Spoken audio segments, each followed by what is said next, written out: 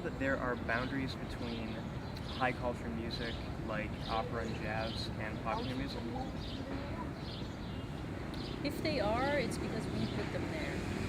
The music itself is not doing that. It's our interpretation of it, and it's our formalizing of it. Yeah, I think you can listen to a Henry Purcell song or a Kurt Weill song, and it could be, something Joanna Newsom wrote. I don't really see the difference. But we sort of build these particular buildings that this music has to live in, and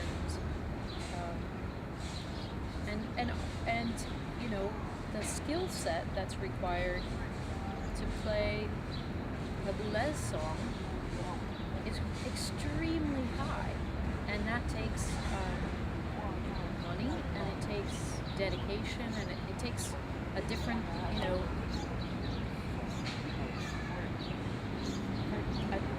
that's a different, it's a different skill set. But does that mean that it's exclusive? I don't think so. I think that's a matter of your culture and your opinion.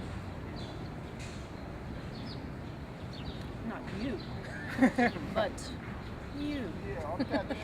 Our. I always found that the perceived boundary between the two was really stifling, or could be really stifling. Oh, it's impressive. Yes, which always personally upset me, not to get too personal on myself, but that always bothered me. Me too. I feel judged. Oh, you feel judged a lot by the classical culture. Mm-hmm. And is that a perceived? Oh, it's a very real thing. But you feel judged by rock and roll as well. Rock and roll has its own set of standards and its own mores, its own, rules. And if you don't fit into that, then you don't fit into it, because it also has, this construct. And, the ego attaches itself to form. So it's like whatever way we can create exclusive boundaries so that we feel important, or we feel that we have some, like, well, I don't listen to that, or I put you in, it's just we create these little boxes, we create these little spheres for us to all feel safe. And music is outside of that, It feels like to me, the artists that I've always loved the most, that I've identified with the most, artists like Wilco and Bjork and Radiohead and people like that take one thing, maybe it's ambient music or dissonant noise or even operatic vocals, and put them together with maybe more traditional rock or folk or country or pop music.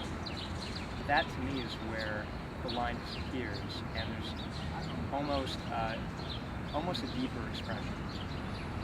Not to devalue pop music in itself, but to put the two together. That to me always seemed like, now that's something special. It's creating a new combination of sounds.